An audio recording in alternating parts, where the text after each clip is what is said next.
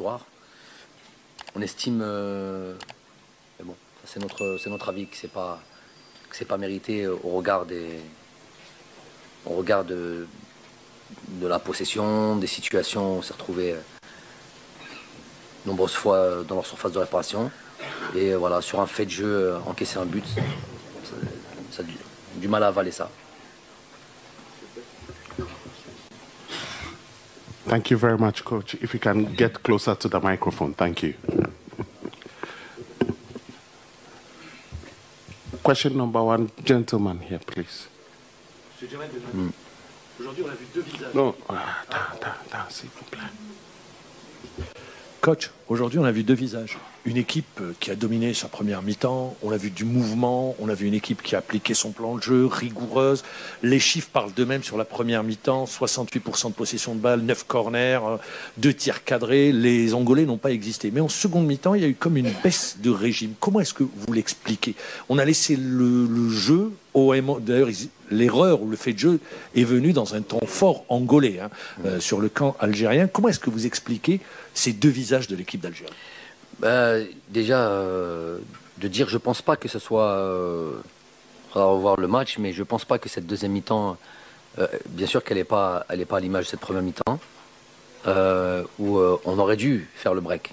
On aurait dû, on se l'est dit à la mi-temps, on doit être encore plus tueur dans cette surface de réparation, sur le dernier geste, sur l'occupation de cette surface, ce qui laissait la possibilité de ne pas avoir fait le break dans cette deuxième mi-temps à cette équipe d'Angolaise d'espérer.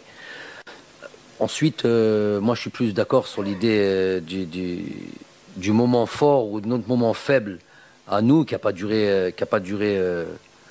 un long moment, mais suffisamment pour aller nous faire mal, qui est sur une situation où voilà, c'est même pas une occasion de... Il se retrouve certes dans notre surface de réparation, il n'est pas interdit de se retrouver dans notre surface de réparation, même si on préférait l'éviter, la preuve est. Mais c'est même pas une situation où le gars est en position de marquer, je sais pas. Donc, dans ce moment faible, je parlais de ça avec les joueurs à l'instant, ils ont réussi à se procurer ce penalty. C'est là où c'est douloureux et c'est là où c'est cruel. C'est vrai que cette deuxième mi-temps, elle n'est pas à l'image de cette première mi-temps, mais dans l'ensemble, il faudra revoir un peu tout ça. On a, à part certaines situations de transition, c'est normal.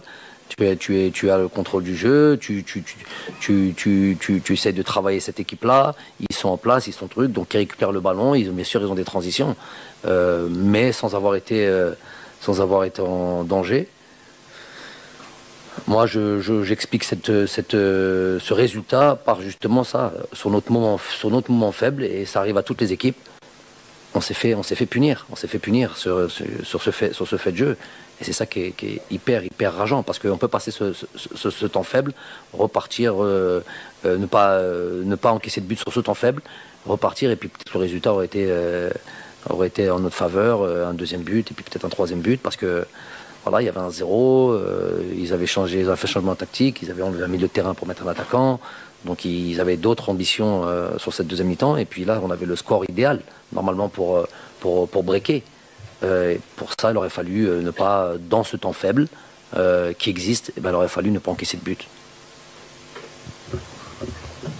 Yes. Salam alaikum, monsieur le sélectionneur. On a vu un Bardad Bounjeh très actif aujourd'hui, avec et sans ballon, comme à son habitude. Il a essuyé beaucoup de critiques ces derniers mois. Est-ce que vous pouvez nous parler de sa rencontre et jusqu'à sa sortie à l'heure de jeu? Et la deuxième question, ça serait sur l'aspect psychologique de cette première rencontre. Vous avez parlé de l'importance de cette rencontre lors de la conférence de presse d'avant-match, mais également, là vous venez de dire, on vient de vous entendre, que ce n'était pas à juste titre le résultat espéré. Comment gérer la deuxième rencontre, déjà sur la manière psychologique, et aussi pour éviter ce qu'on a vu par exemple à la Coupe d'Afrique 2021 avec de la précipitation, peut-être une mauvaise gestion psychologique de la rencontre. Merci. Je ne sais pas s'il y avait de la précipitation aujourd'hui. Il y avait, je pense qu'en termes de fautes techniques, il y en a eu. C'est normal. Dans un match, on ne peut pas avoir 100% de passes réussies, par exemple. Il y a toujours des fautes techniques, même si on voudrait, à chaque fois, en exigeant, on voudrait qu'on en fasse le moins possible. Ensuite,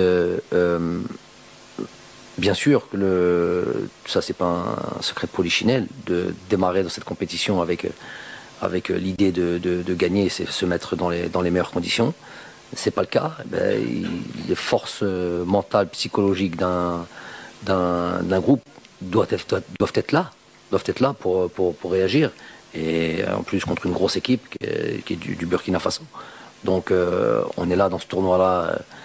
Si on n'a pas cette force psychologique, on n'a rien à faire dans ce tournoi-là. Donc moi je fais confiance en ce groupe-là. On n'est pas content de ce résultat-là.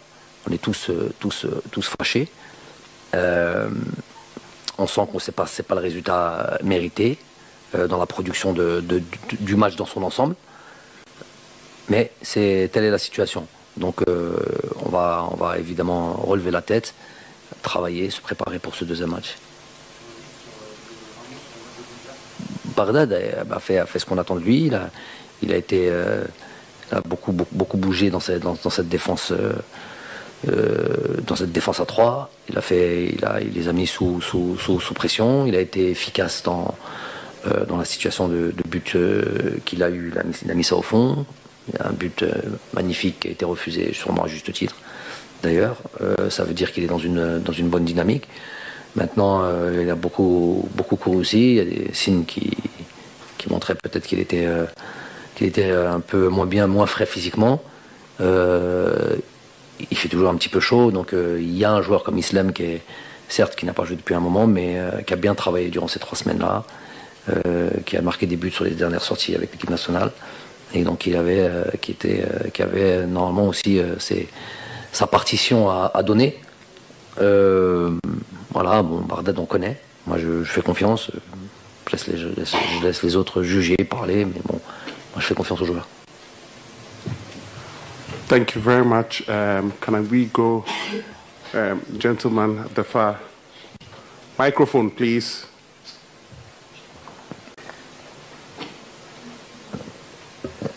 Bonjour coach. Moi, je veux poser une question sur Belaïli. C'est la même question que sur Bounjah. Donc, le retour de Belaïli après plusieurs mois, son premier match officiel. Donc, comment jugez-vous l'impact de Belaïli sur le jeu des Verts? Merci. Je trouve que sur cette première mi-temps, il a été très intéressant. On a encore vu leurs relations. On cherche des relations de toute manière. Tous les entraîneurs cherchent ça. Créer des automatismes, entre les joueurs. Je trouve qu'il a été productif. Donc, il a cette passe décisive pour Bardad. Il a été efficace. Il a animé son couloir gauche, que ce soit avec Ryan, avec Ismaël, sur des choses intéressantes. Justement, c'est ça qui est un peu rageant. J'aurais aimé que ça aboutisse sur un but de plus, parce qu'ils se sont retrouvés plusieurs fois, ils étaient devant moi, plusieurs fois dans cette surface de réparation. Et voilà, il y avait une histoire de dernier geste, de dernière passe, de dernier truc.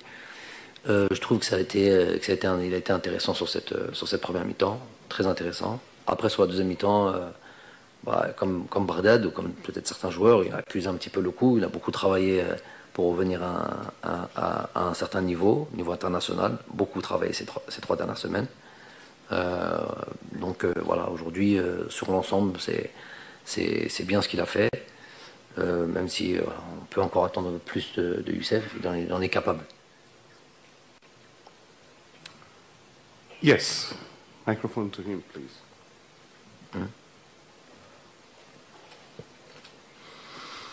السلام عليكم. السلام. أنا الشيخ سيد أحمد من موريتانيا. جمال بالماضي من تتويج في 2019 إلى خروج من دور مجموعات في 2021 إلى بداية تعثر في هذه البطولة رغم أن المصيرة ما زالت بيد أقدام اللاعبين. ماذا ينقص الجزائر بالضبط من أجل العودة إلى منصة التتويج في هذه البطولة؟ هل هي غياب الرغبة لدى اللاعبين؟ هل هو الحظ؟ هل هو حرارة الجو هنا في بواكي؟ ماذا ينقص الجزائر بالضبط للتقدم على هذه النتائج السلبية؟ Je vais répondre en français pour être. J'ai compris la question, mais je vais répondre en français pour que ce soit plus fluide. Surtout après les matchs, j'ai pas toute ma lucidité. Il m'a demandé qu'est-ce qui manquait par rapport à 2019, c'est ça? Qu'est-ce qui manquait pour cette équipe? Et ce qui est passé, c'était cette Coupe d'Afrique 2019, même s'il y a des joueurs de cette équipe-là qui sont encore là, il y a d'autres joueurs qui sont arrivés pour écrire leur histoire, écrire l'histoire. Ils ont des choses à donner. Et donc, je ne pense pas que ce soit utile de toujours... bien sûr qu'on peut prendre en référence certaines choses, je le fais avec les joueurs aussi, sur certains aspects, pour s'en servir, c'est une bonne expérience, mais pas pour reparler de ce résultat-là. On l'a fait, ça c'est fait. Maintenant, on veut voir ce qu'il reste à faire. Donc, il y a d'autres joueurs qui arrivent. Il y a une compétition, d'autres équipes qui sont là, d'autres équipes qui sont aussi fortes. Et c'est pas juste avec la volonté de vouloir gagner qu'on va nous servir ça sur un plateau. Il y a beaucoup d'éléments. Il y a un travail à faire avec ces nouveaux joueurs-là. On a montré qu'on était capable, disons une phase de qualification par exemple, où on a fait quasiment maximum de points sur des matchs de préparation, des matchs amicaux. Mais voilà, quand on arrive dans la phase finale, il faut passer encore un cap. Il faut encore élever encore son niveau et voilà, faire basculer les choses de notre côté. Et ça, c'est par le travail. C'est vrai qu'on a encore un peu le traumatisme de cette CAN 2021 qui a été le début sur 2 mois, nous avons tout perdu. Notre titre de champion d'Afrique, on ne s'est pas qualifié à la Coupe du Monde sur 2 mois. Et ce traumatisme, il est lourd à porter. Mais voilà, je trouve que les joueurs ont répondu présent parce que tout de suite après ça, dès le mois de juin, quand ce qui a suivi ce résultat contre le Cameroun, on s'est remis à gagner à l'extérieur, on s'est qualifié haut la main, on a intégré des jeunes. Il y a des choses qui se font avec le temps. Ça se fait pas tout de suite.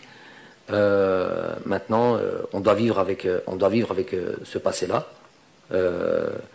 Les bons moments de cette période de 2019 qui doivent nous aider, parce qu'on connaît les ingrédients de la victoire. Maintenant, il s'agit de les mettre en pratique, et il y a aussi une adversité en face.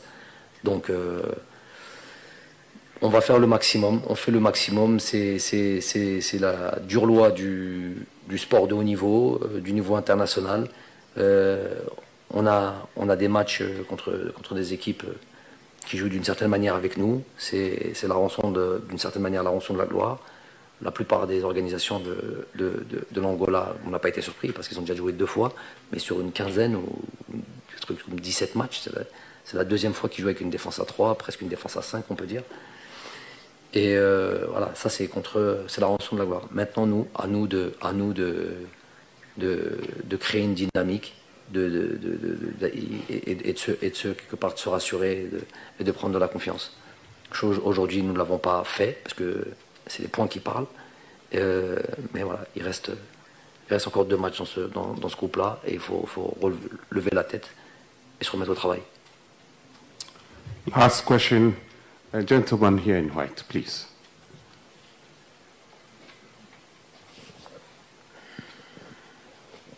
Vous avez parlé des relations, notamment on a vu la relation Bounjah Belaïli qu'on connaît, qu'on a retrouvée. Il y avait aussi Ait Nouri qui combinait pas mal. Peut-être au milieu, on trouve un peu plus de difficultés dans le cœur du jeu. Est-ce que c'est justement par rapport à l'équipe angolaise qui a fermé, ou est-ce que parce que justement ce sont des joueurs qui forcément n'ont pas beaucoup joué encore ensemble, Mtaleb, Nasser, Shaibi, est-ce que c'est ça qui reste encore à travailler, ou c'est plutôt l'adversaire? Peut-être un peu des deux, sûrement un peu des deux. Bien sûr que l'adversaire a laissé certaines fois peu d'espace. Nabil, dans cette première mi-temps, il y avait toujours un joueur autour de lui qui l'empêchait quand on joue comme ça avec une pointe basse, c'est souvent pour alimenter, pour organiser un peu le jeu. On a trouvé d'autres situations, puisque Ismaël a bien profité de ce couloir gauche où il a bien travaillé avec Ryan et Youssef. Il y a eu pas mal de situations. C'est vrai que Fares a été moins en vue. Il a peut-être été, il aurait peut-être pu dans son positionnement être des fois un peu plus bas quand on était dans leur camp, et venir un petit peu sortir ce que je dis souvent, se mettre dans des poches, mais des fois sortir un petit peu et qu'on aurait pu le trouver en amenant le ballon côté gauche. La densité s'y retrouve, on sort avec Nabil, et puis le trouver là. le trouver à ce moment-là. Je pense que ça aurait été intéressant, on l'a trouvé trop peu là-dessus. Voilà, des fois, c'est des positionnements d'1 mètre, 2 mètres, 3 mètres qu'il faut savoir. Tu bouges au bon moment, tu reçois le bon ballon, ça crée une situation offensive. On n'a peut-être pas trouvé, des fois, ça nous a manqué ça. Après, je ne sais pas si c'est parce qu'on manque d'expérience entre nous, manque d'automatisme entre nous. C'est vrai qu'ils ont quasiment jamais joué ensemble, puisque Ismaël était là, n'est pas joué depuis 8 mois. Avant ça, Nabil n'était pas en sélection. Fares est nouveau. Donc sûrement qu'il doit sûrement manquer un lien entre les trois. Mais bon, on travaille pour ça. Et ils ont la qualité pour pouvoir être un très très bon milieu de terrain, complémentaire. C'est peut-être le temps qui nous manque, mais voilà, on va pas se torturer le cerveau, il faut avancer, il faut changer la donne. Déjà un gros match qui arrive contre le Burkina Faso, il va falloir qu'on soit présent, qu'on soit bon. Thank you very much, coach. تابعونا على المواقع التالية.